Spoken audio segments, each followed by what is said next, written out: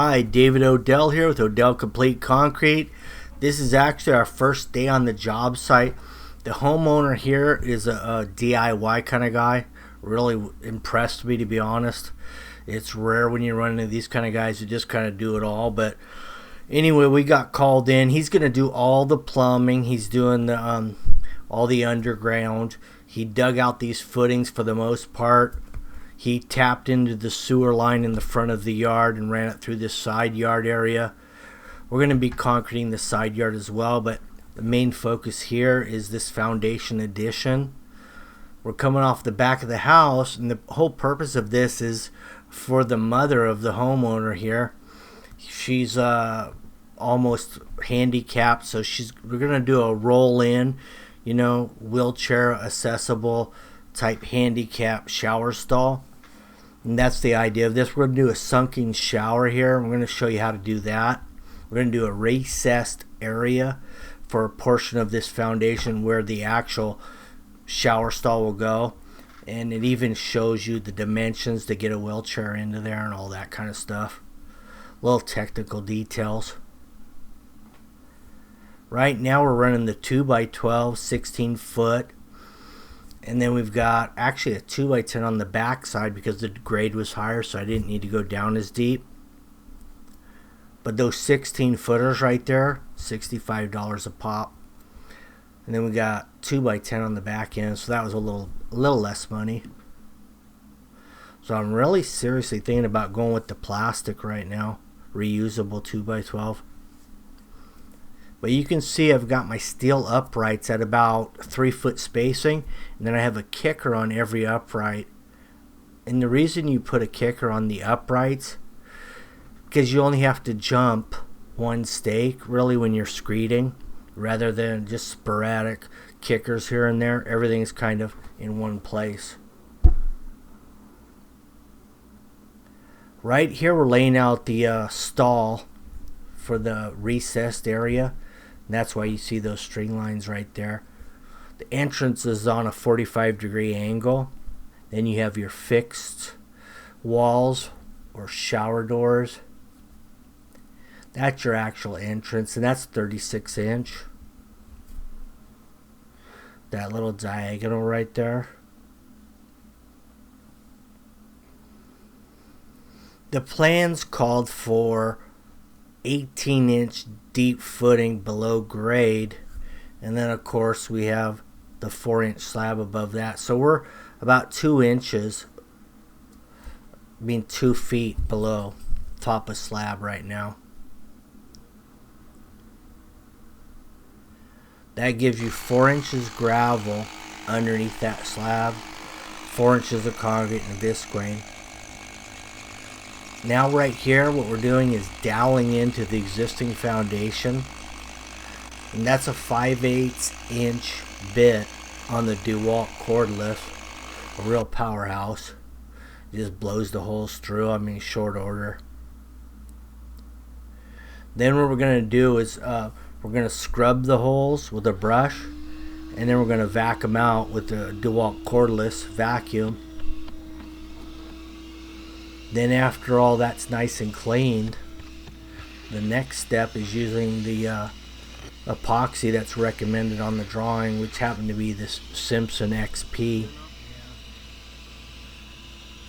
which is real typical. You'll see that on Simpson everything on all drawings really. I really haven't run into anything other than Simpson. But here's your vacuum, cleaning the hose. Vacuum, brush, vacuum, you're pretty much good to go. It's a clean hole. Now the epoxy we're using, that's a 2-part, and you can see it here. It actually mixes through the tip because it's in a corkscrew. The tip displaces enough so you're not, losing a lot of epoxy. You're going to lose a little on run out.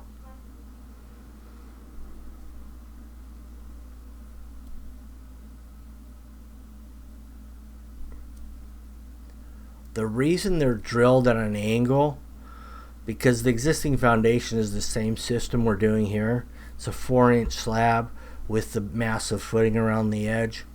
So what we're doing is angling from the top of slab into the footing, and that's kind of crucial because a lot of times these older homes, they were not poured in monolithic like we're gonna do here. In other words, they used to pour the footings, they'd stab woodies into the slab, hang their boards, pour the slab. So it doesn't work that well because it always separates. Now in this case, it's all monolithic poured. There is no cold joints between the slab and the footing, so it's never going to separate.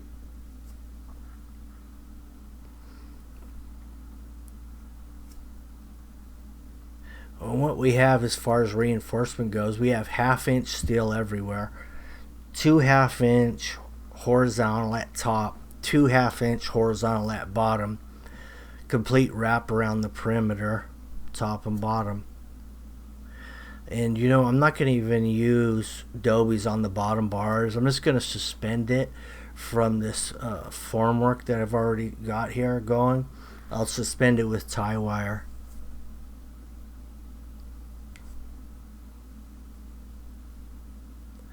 All this plumbing that you see right here, the homeowner did all this. He's got his bathroom fixture there. He's got his shower stall. He's got his vents on the back wall. He's got everything wrapped in foam that's going through the concrete. All the typical things that you'd see in a normal addition.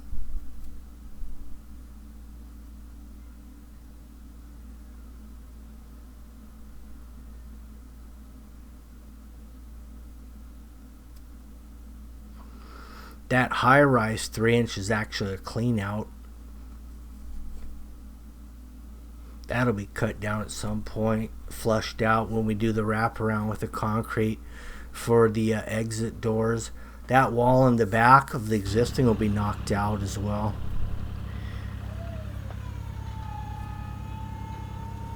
Here's your gravel base right here. This is just clean gravel, and that's what they recommended on the drawing.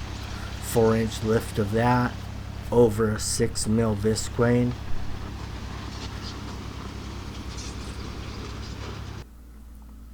There's your 6 mil visqueen. We're going to ramp it up and in, so you really can't get in there with the tractor at this point.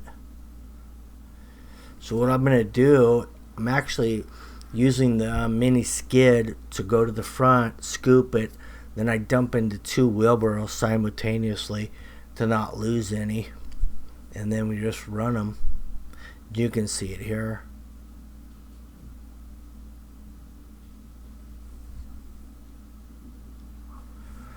Now as far as the rebar grid goes on the slab itself, we're going 18 inch on center both directions, and then also every bar is going to have a turn down to the bottom bar in the footing. Because it's only a 16 by 14 8 inch, I believe it was. The drawing called for 15 feet, but the existing actually showed 14.8. So you always match the existing, and the plan is not always perfect, so you have to work with what you have existing. So the rebar is all full pieces. There's no splices in this distance. In other words, even with your turn downs on the ends, it's all custom bent. We're just bending them on the field, but we've got 2 turn downs on either end that just wrap over those horizontals in the footing and then tie into the bottom ones as well.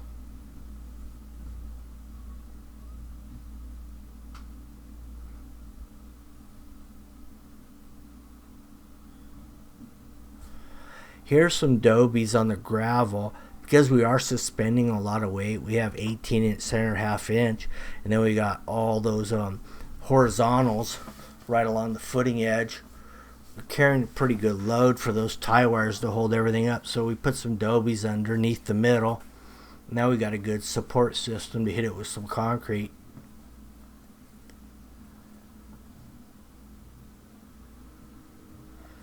Also, we have a minor turn down against existing footing. That turn down on the existing footing just tops out at the existing footing, which is below grade there. It's about 8 inch, 10 inch, something like that.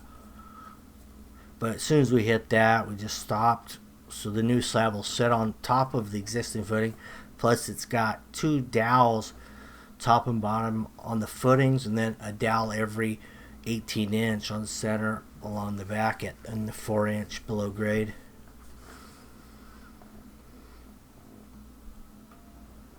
So the homeowner also hung all the bolts because he's going to be building this entire unit by himself. He's got the bolts set at 2.5 inches in. He's using all galvanized, 12-inch long, 5/8 inch diameter.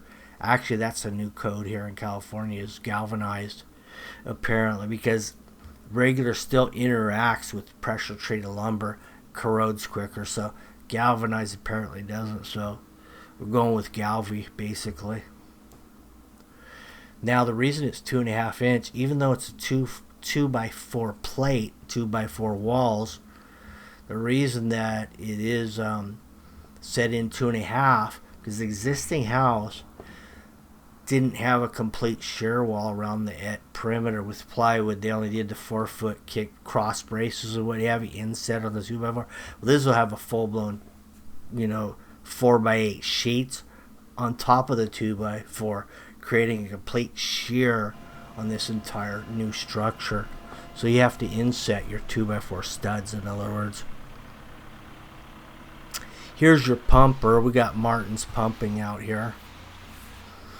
He's going to blow this concrete in here. This is 2,500 psi, which is really nice because anything over 2,500, we'd have to get a special inspection on something like this. But since it's below 2,500, we don't need one. No special inspections are about $200 a minimal.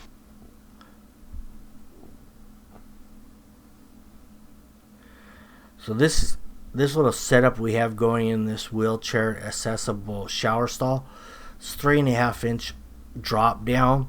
That'll get built back up with a mortar infill, so you can slope the tile right exactly to the drain, and you'll be flush rolling off of the top of slab.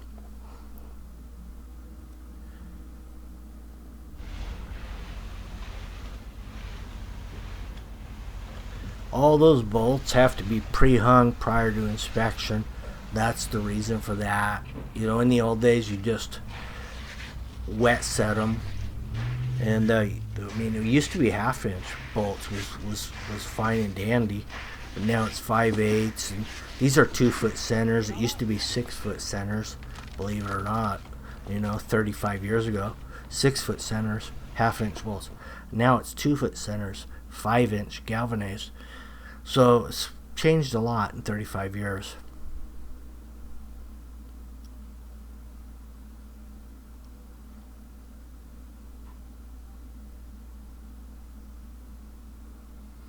There's the wood bowl float, 4-foot width, just knocking it down, making it flat. And the more times you hit it with that, the flatter it's going to get.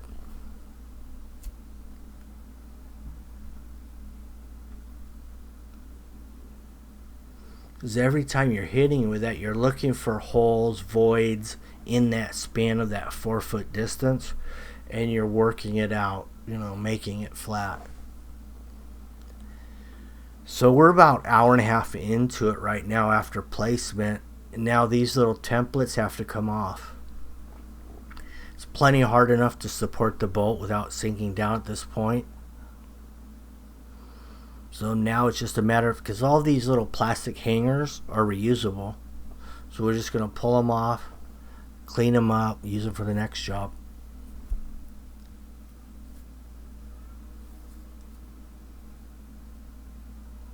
The nice thing about threading the nut back off of these templates that are holding the bolts, that you have clean thread, so when the framers come in here, in this case it's the homeowner, he won't have to worry about getting his nut back down on those bolts because they're clean, because we've already pulled the nut off.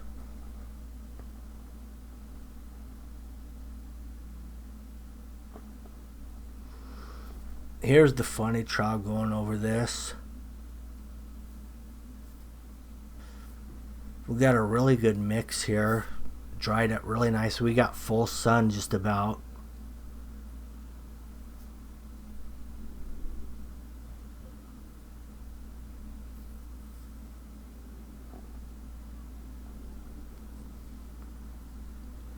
See that stucco wall in the back?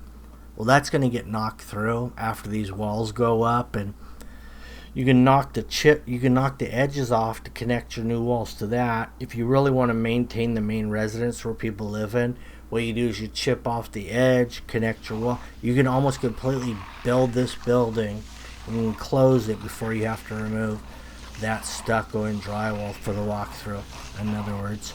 So that was the idea here. You can take your time on this particular build and still maintain, you know, the living conditions on the interior.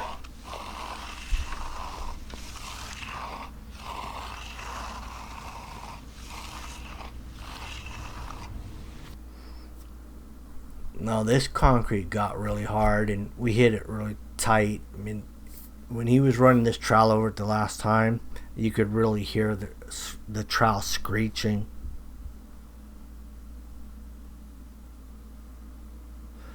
Basically, he just about burned it black.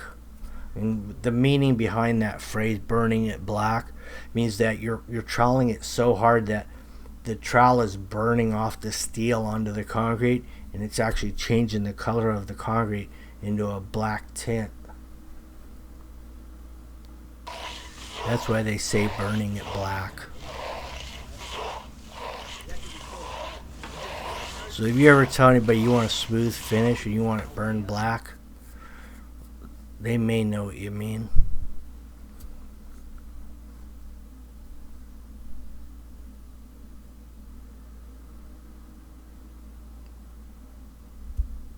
See the spacing on the bolts there on this entrance? That's going to be just a passenger door right there. So you can see how it was further apart. On either side of your doors, windows, you're going to have a king stud, of course, and then you're going to have a different bracket coming up on those studs. Rather than just holding the plate down, you have brackets coming up along those studs that'll bolt in horizontal through the king studs. That's about the only difference you need to know, really, on your hold downs.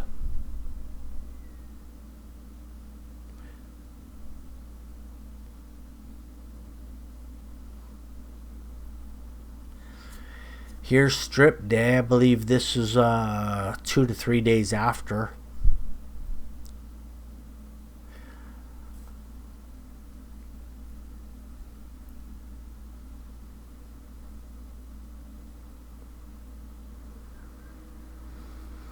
Fortunately, after I hung these forms, when the homeowner was doing the plumbing, he also oiled up all my wood because, I mean, he had been watching my videos for a while. And I think that's why he was able to do everything that he did here, for one reason. So he already had everything prepped for me, basically, which turned out real nice, and he saved a lot of money.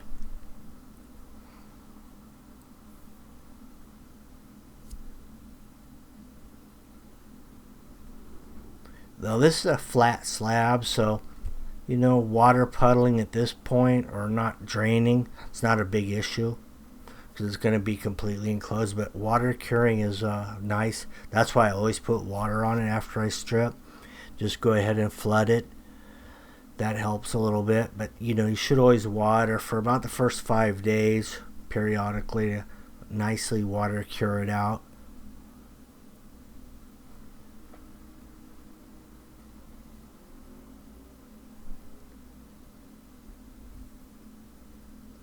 There's the side yard we did back there, but we didn't really get a lot of that.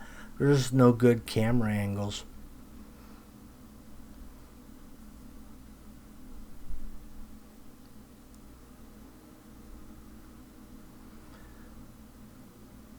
Alright, that about wraps it up. Now we're ready to start framing. Thanks for watching. Have a good day. Make sure you like, share, subscribe.